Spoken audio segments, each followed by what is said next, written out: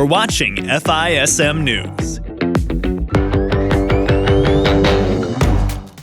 Over the weekend, an explosion at a gas processing plant killed at least 15 people and destroyed about 50 buildings after a fire broke out in a suburb of Lagos, Nigeria. The Nigerian National Petroleum Corporation, or NNPC, said the explosion was triggered after a truck hit some gas cylinders stacked in a gas processing plant near the corporation's pipeline. The impact of the explosion led to the collapse of nearby houses, damaged NNPC's pipeline, and caused the pipeline corporation to halt pumping operations. Nigeria is Africa's biggest crude oil producer. Pipeline fires are common there, and they are mostly caused by theft and sabotage. The methods used to steal oil often result in accidents that cause fires. Stock markets and oil prices continued to nosedive on Monday after the second emergency cut in U.S. interest rates in 2 weeks.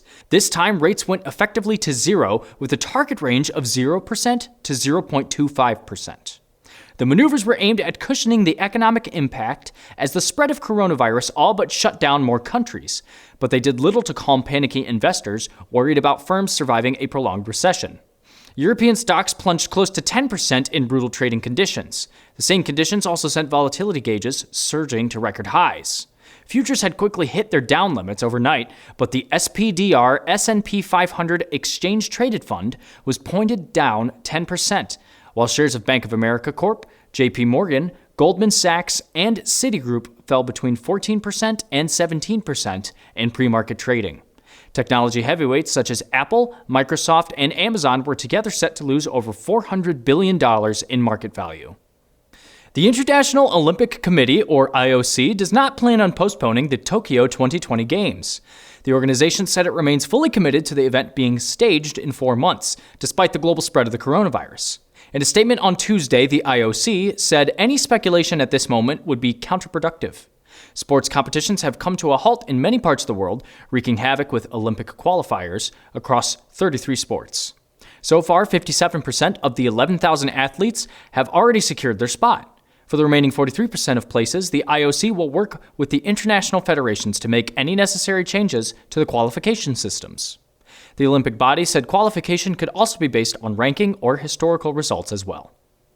U.S. President Donald Trump announced a plan during Tuesday's press briefing to send money to Americans immediately to ease the economic shock from the coronavirus crisis. He also said military-style hospitals will likely be deployed to virus hotspots to care for patients. Treasury Secretary Steve Mnuchin, who appeared with Trump in the briefing, said he was talking with congressional leaders about a plan to send checks immediately to displaced Americans, some receiving $1,000. With markets fluctuating and mostly on a downward trend, Mnuchin said the U.S. stock markets should remain open to assure Americans that they can access their money. Trump ended the briefing by urging Americans not to travel and to just enjoy their living room. The United States is suspending all visa services as of Wednesday in most countries worldwide due to the coronavirus outbreak. The department did not say which or how many countries are halting services, but U.S. missions in more than half a dozen countries, including South Korea, South Africa, Germany, and Spain, on their websites announced that they are either stopping or significantly reducing services. In 2019, the United States issued a total of more than 9.2 million immigrant and non-immigrant visas at its more than 160 foreign missions across the globe. A State Department spokeswoman said the move would not affect the Visa Waiver Program, or the VWP, which enables most citizens of participating countries to travel to the United States for tourism or business for stays of 90 days or less without obtaining a visa.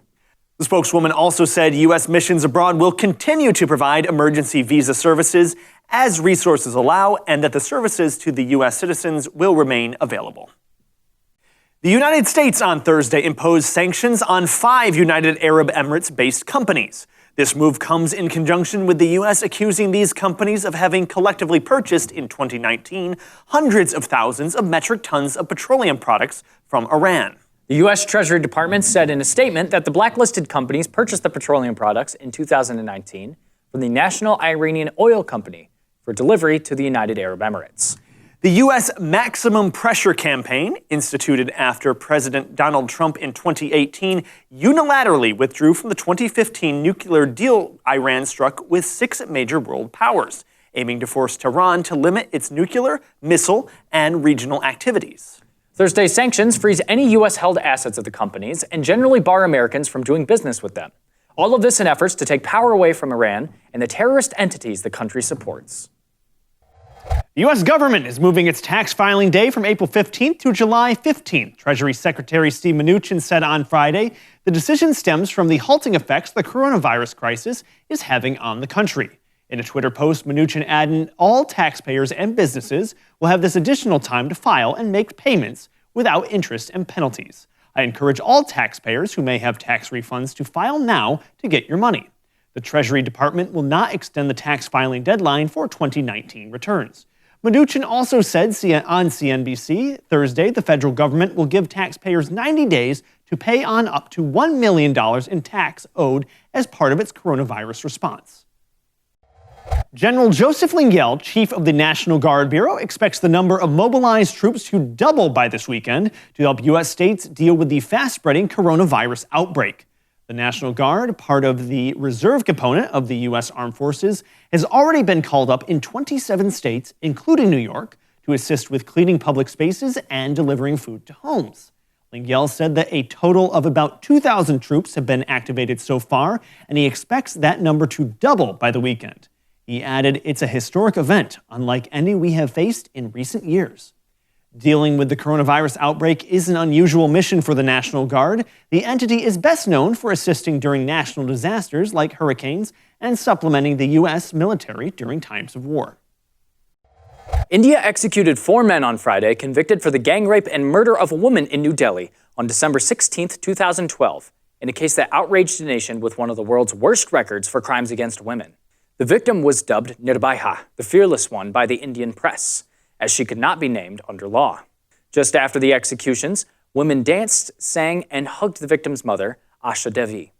Celebrations broke out in the victim's neighborhood and her ancestral village after the hanging. Attacked on a moving bus and left for dead on roadside, the victim, a 23-year-old physiotherapy student, clung to life for 2 weeks before succumbing to her injuries. She died in a hospital in Singapore, where she had been transferred in a desperate attempt to save her life.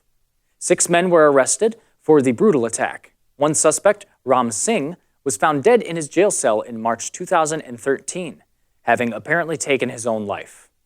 Another, who was aged 17 at the time, was released in 2015 after serving 3 years in a reform facility, the maximum term possible for a juvenile in India. The victim's grandfather, Laljeet Singh, said the execution was like a new dawn for his family after a long, dark night. Thank you for watching. This has been FISM News.